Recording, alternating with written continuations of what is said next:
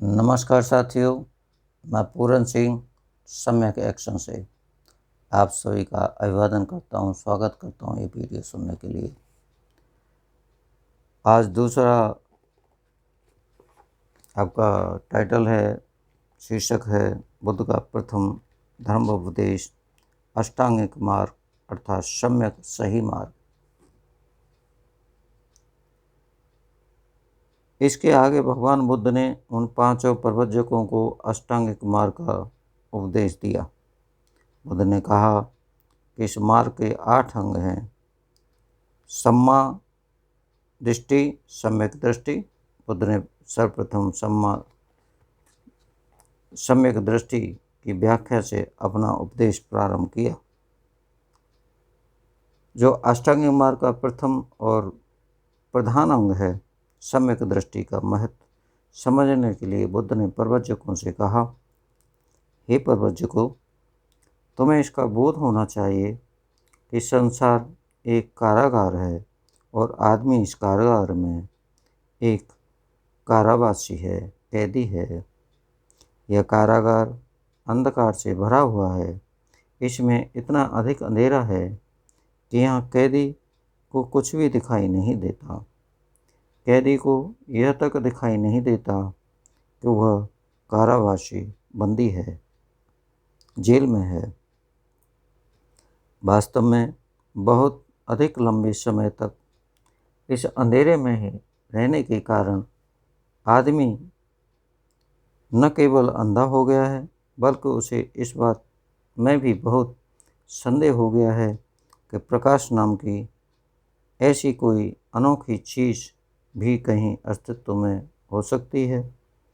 मन ही एक ऐसा साधन है जिसके माध्यम से आदमी को प्रकाश की प्राप्ति हो सकती है, लेकिन उस उद्देश्य के लिए इन कारावासियों का मन एक उपयुक्त साधन नहीं है।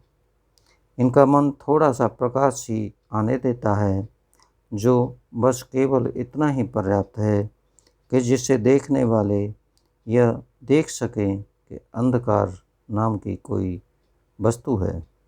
इस प्रकार स्वभाव से ही दोषपूर्ण यह समझते हैं कि लेकिन हे प्रवचकों, यह जान लो कि कैदी की स्थिति ऐसी निराशाजनक नहीं है जैसी यह प्रतीत होती है, क्योंकि आदमी में एक चीज़ है जिसे संकल्प शक्ति, इच्छा शक्ति, मनोबल कहा जाता है। जब आदमी के सम्मुख कोई उपयुक्त प्रयोजन का उदय हो जाता है तो ऐसा शक्ति मनोबल को जागृत और क्रियाशील किया जा सकता है। किस दिशा में इस मनोबल को लगाया जाए, यह देखने के लिए पर्याप्त प्रकाश मिलने पर आदमी उस मनोबल का मार्गदर्शन कर सकता है और इस प्रकार बंधन मुक्त हो सकता है। इस प्रकार यद्यपि आदमी बंधन में है तो भी वह स्वतंत्र हो सकता है। वह किसी भी समय ऐसा पहला कदम उठा सकता है जो अंततः उसे स्वतंत्र प्रदान करेगा। ऐसा इसलिए क्योंकि हम जिस किसी भी दिशा में अपने मन को ले जाना चाहें, हमारे लिए उसे उस दिशा में ले जाना संभव है। यह मन ही है जो हमें जीवन रूपी कारागार का कैदी बनाया है, और ये मन ही है जो हमें ऐसा कैदी बनाए रखता है। लेकिन मन ने जो कुछ बनाया है उसे मन ही नष्ट कर सकता है। यदि इसने आदमी को दास बनाया है तो ठीक दिशा दिखाने पर यह आदमी को स्वतंत्र भी कर सकता है। यह है जो सम्यक दृष्टि कर सकती है। तब प्रवचकों ने प्रश्न किया, सम्यक दृष्टि अंतिम उद्देश्य क्या है? बुद्ध ने उत्तर दिया, अविद्या का विनाश ही सम्यक दृष्टि का उद्देश्य है। यह मिथ्या दृष्टि की विरोध नहीं है, और अविद्या का अर्थ है आर्य सत्यों तथा दुख के अस्तित्व एवं दुख के विरोध के उपाय को न समझ पाना। सम्यक दृष्टि का अर्थ है कर्मकांड के क्रियाकलाप के प्रभाव प्रभाव प्रभाव उत्पक उत्पकता में विश्वास न करना, शास्त्रों की पवित्रता की मिथ्या धारण से मुक्त होना। सम्यक दृष्टि का अर्थ है अंधविश्वास, अलौकिकता का त्याग करना। सम्यक दृष्टि का अर्थ है ऐसी सभी मिथ्या धारणाओं का त्याग करना जो कल्पना मात्र है और जो यथार्थता अथवा अनुभव पर आधारित नहीं है। सम्यक दृष्टि का अर्थ है आदमी का मन स्वतंत्र हो, आदमी के विचार स्वतंत्र हों। सम्यक संकल्प हर आदमी के कुछ उद्देश्य, आशाएं, आकांक्षाएं और महत्वाकांक्षाएं होती हैं। सम्यक संकल्प यह शिक्षा देता है कि ऐसे उद्देश्य, आकांक्षाएं, महत्वाकांक्षाएं उच्च स्तर की एवं सराहनीय हों और निम्न स्तर की एवं अयोग्य न हों। सम्यक वाणी हमें शिक्षा देती है कि नंबर 1 आदमी केवल वही बोले जो सत्य है। आदमी असत्य न बोले। आदमी दूसरों की बुराई न करे। आदमी पर निंदा न करे और दूसरों के बारे में झूठी बातें न फैलाए। आदमी किसी के लिए भी क्रोध, गाली गलौज वाली भाषा व कठोर वचनों का प्रयोग न करे। आदमी सभी के साथ दया से भरी तथा विनम्र वाणी का व्यवहार करे। किसी आदमी को व्यर्थ ही मूर्खतापूर्ण बातों में नहीं पड़ना चाहिए, बल्कि उसकी वाणी बुद्धि संगत और सार्थक होनी चाहिए। जैसा मैंने समझाया है, सम्यक वाणी का व्यवहार किसी भय अथवा पक्षपात के कारण नहीं होना चाहिए।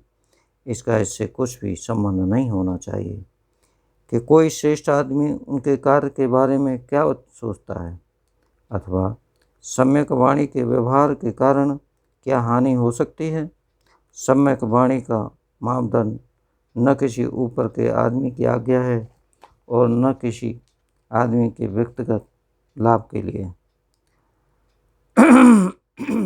सम्मा कम्मंतो अर्थात सम्यक कर्मांत सही व्यवहार की शिक्षा देना है और सिखाता है कि हमारे हर कार्य का आधार दूसरों की भावनाओं और अधिकारों का आदर होना चाहिए। सम्यक कर्मांत का मापदंड क्या है? सम्यक कर्मांत का मापदंड है आचरण की धारा जो अस्तित्व के आधारभूत नियम के साथ समन्वित होनी चाहिए। अर्थात हमारा कार्य जीवन के जो मुख्य नियम हैं उनसे अधिक से अधिक समन्वय रखता हो। जब किसी आदमी के कार्य इन नियमों से समन्वय रखते हों तो उन्हें हम सम्यक कर्म के अनुरूप ही समझना चाहिए।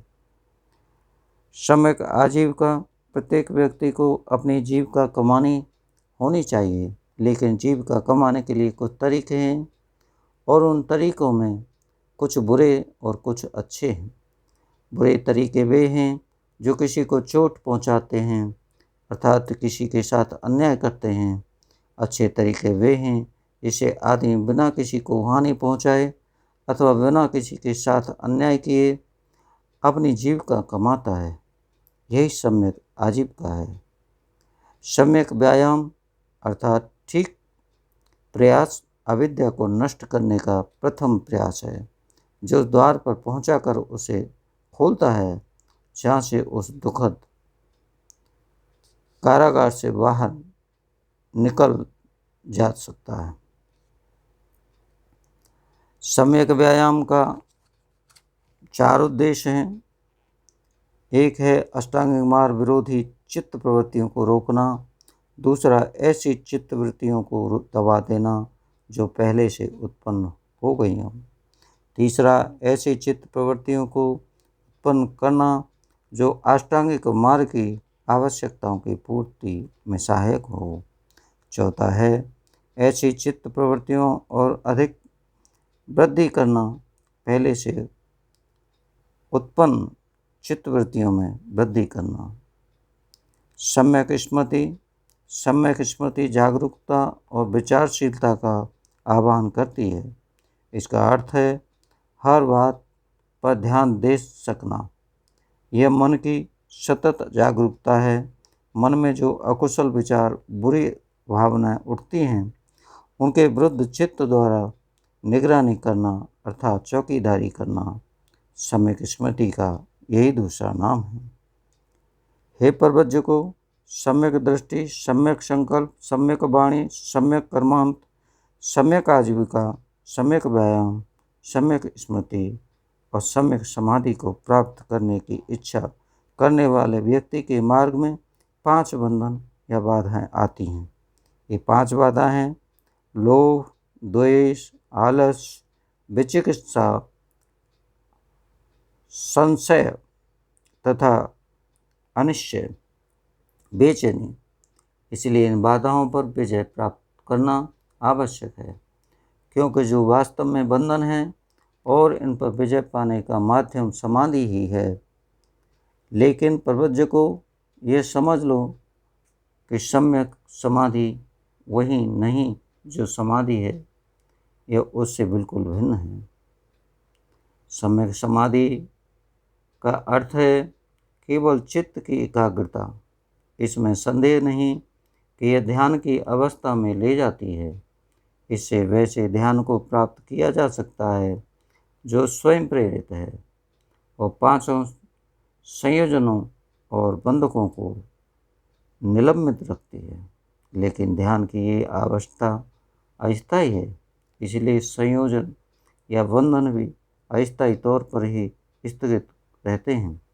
आवश्यकता है कि चित्त को स्थायी रूप से एकाग्र करने की।